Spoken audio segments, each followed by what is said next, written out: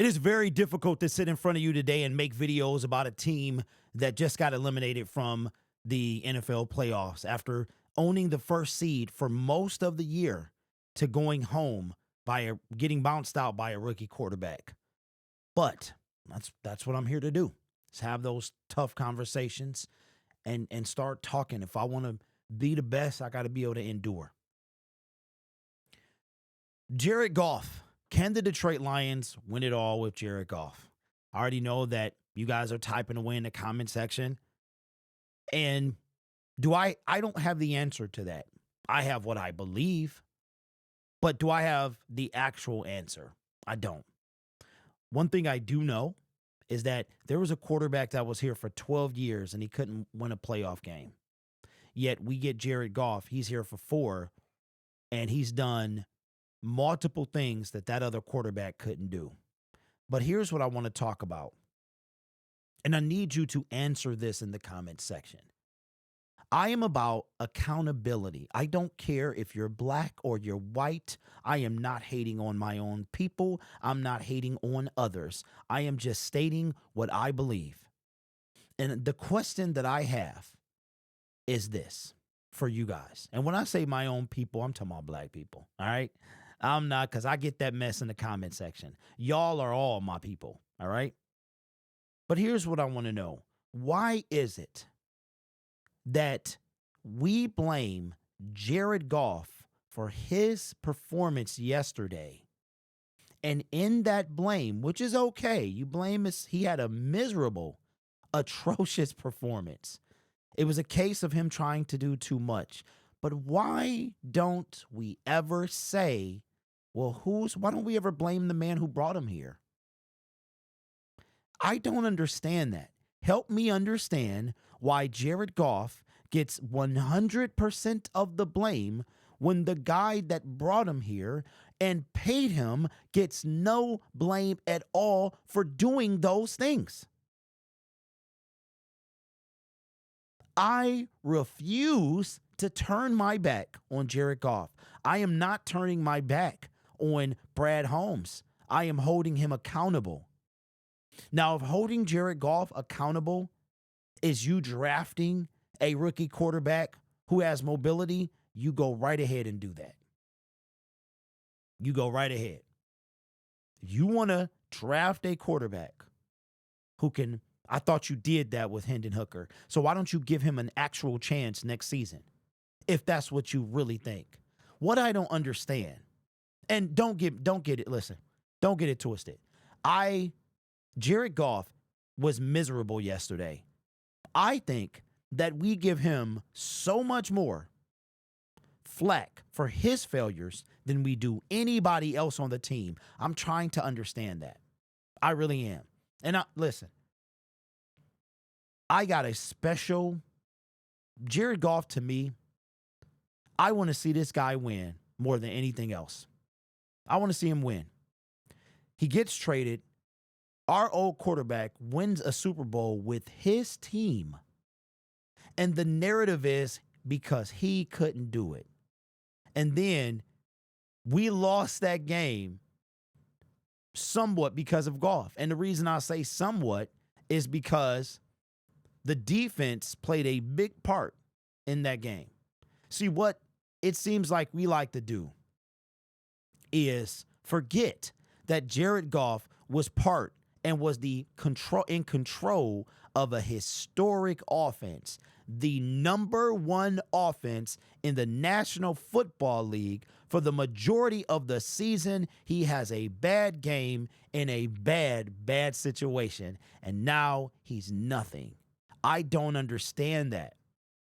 And to me, you guys need to make a decision. See, I'm going to ride. It's okay to vent. Get it off, bruh. I'm going to roll with Goff. I'm going to roll with Brad, and I'm going to come at their head the same time. They still part of my team. Even Broderick Martin is part of my team. Why am I so upset? Because he's part of my team. He's a non-factor. He's a waste at this moment.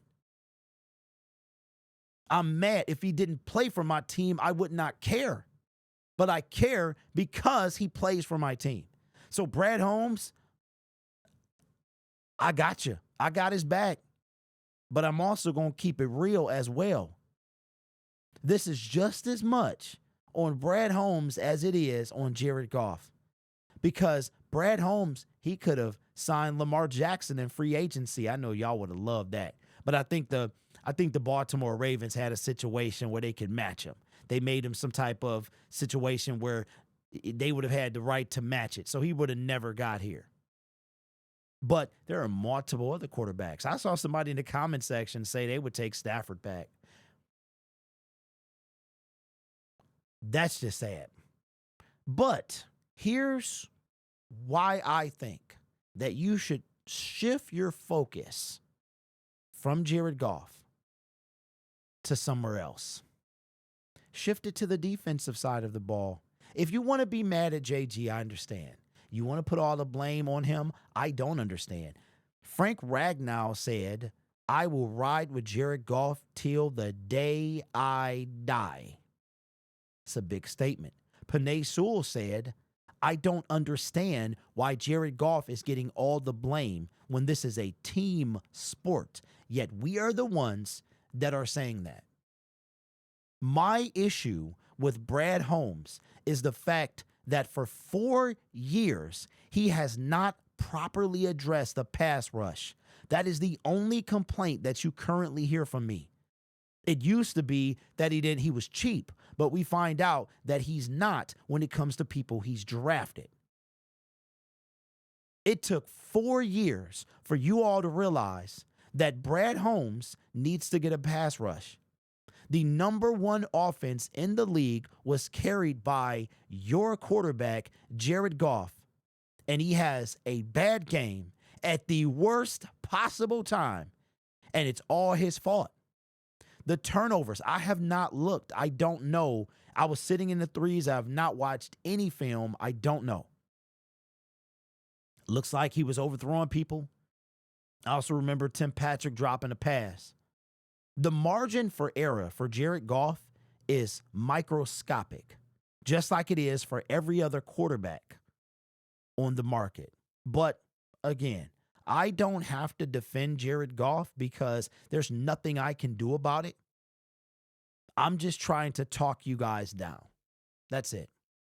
And I hope that Jared Goff, because he represents this city, I hope more than anything that he wins while he's in Detroit. Because I think if Jared Goff was to leave, he wins. I think so. For years, there have been multiple teams, and I guarantee you, some team is calling right now, even after that miserable performance in the divisional round. Some team is calling about him. There was a team calling about him. I want to show and take a look at what he did. 4,629 yards, 37 touchdowns, tied for fourth. I do this. I'm tired of doing this, y'all. I'm sick. Every year it's the same thing. We just keep doing this. This feels like Stafford 2.0. We just shift the blame to the first person, Jared Goff. He just has that type of face. By the way, this is the fat head. The fat head is literally this picture. Did not know that. QBR of 68.5, 12 INTs. Yesterday, really bad performance. How fitting is this? This is fantastic. What a way to end your season with exactly 313 yards, a.k.a. 3.3. He had a miserable performance yesterday. There's no doubt about it. Miserable. 23 attempts or 23 completions. He had 3 INTs. That's a miserable performance. And there's no ifs, ands, or buts. But here's what I want you to see. Why you better snuggle up. We gonna have to put something around him, whatever that is. This dude's contract, he's not going anywhere. The Lions don't have a potential out until 2027. Not 2025, not 2026, not 2027. I'm sorry, 2028, which is 3 full seasons from now. Now, the good news, ladies and gentlemen, is that Jared Goff has been your quarterback for 4 seasons. So the Lions have a potential out in less time than Jared Goff has been the quarterback of the Detroit Lions. If the Lions keep this up, have we forgotten that every single year this team, as well as Jared Goff, has gotten increasingly better on offense and record-wise? But you know what has not gotten better? The defense, specifically the defensive line. I don't understand that. So here's what I need you to do. I need you to make a decision, just like the rest of us have to. You are either going to support Jared Goff and hate it, or you're not. You cannot have it both ways. You can complain. You can even blame him to some extent. You can't give him all the blame, especially when Ben Johnson is being cute or Aaron Glenn is, what is he doing? Maybe they're too busy thinking about where they're going to be head coaches at. When Brad Holmes has a job to do, because as far as I'm concerned, Jared Goff did his job for 97% of the season. And yes, I know this hurts him the most. He already got trashed in LA. He got tossed aside. Our former quarterback wins a Super Bowl, and he has a stigma of can't win the big games. Let me remind you of something, Detroit Lions fans. And I say this with all genuine love. We got some nerve. Don't we? We got some nerve. Jared Goff has at least been to a Super Bowl. The quarterback that you have no faith in, he's at least been. We haven't been anywhere, but we got a whole lot of stuff to say about a guy that has. So let me make this very clear for the people in the back. Jared Goff had the worst possible game at the worst possible time. He was partially at fault for the loss, but there are a multitude of factors. Somebody asked me, if Jaden Daniels was on our team and Jared Goff was on the other side, would he have won? I don't know. If it makes you feel better, you can think of that. I don't know. But what I do know is that Jared Goff or even Jaden Daniels would have had to score every single time. We have to start spreading the blame. So for the people in the back, I am blaming Jared Goff in part for his performance that helped lead to a loss. But what I'm not going to blame him for is the entirety of the loss, because there has been a nagging issue for 4 seasons, and that nagging issue has not been Jared Goff. Jared Goff has gotten better, but the aspect of our team, and yes, this is in my hand because it's soothing to hold it like this. The nagging issue has been the defensive side of the ball. And no matter what Brad Holmes has done up until now, we cannot fix it. Maybe it was en route to being fixed this year, but the world may never know because we had 16 players on injured reserve. At least do me this solid. If you are going to blame Jared Goff and put all the blame on him, I need you to at least split it in half and blame him 50% and the man who not only traded and brought him here, but also extended him in Brad Holmes. Why do we not put any blame on Brad Holmes? Because he put the draft together?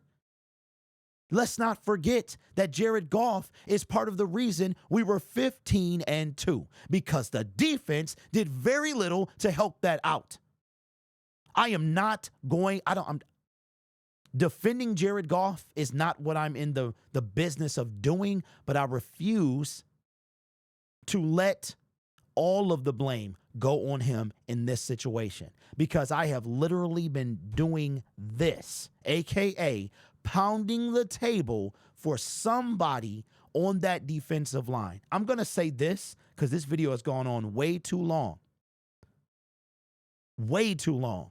Brad Holmes, you got to stop getting injury-prone players. Emmanuel Mosley. And the list goes on. You got to stop. So I'm willing, let's listen. I'm willing to blame Jared Goff. 50% of you are. As long as you blame the man that brought him here and kept him here through 2027. Can you answer that in the comment section below? Let me know. This channel is made possible by viewers, subscribers, and members just like you. You could be anywhere else on YouTube, but you choose to rock with me. We're going to have a lot of conversations this offseason, and they've already started.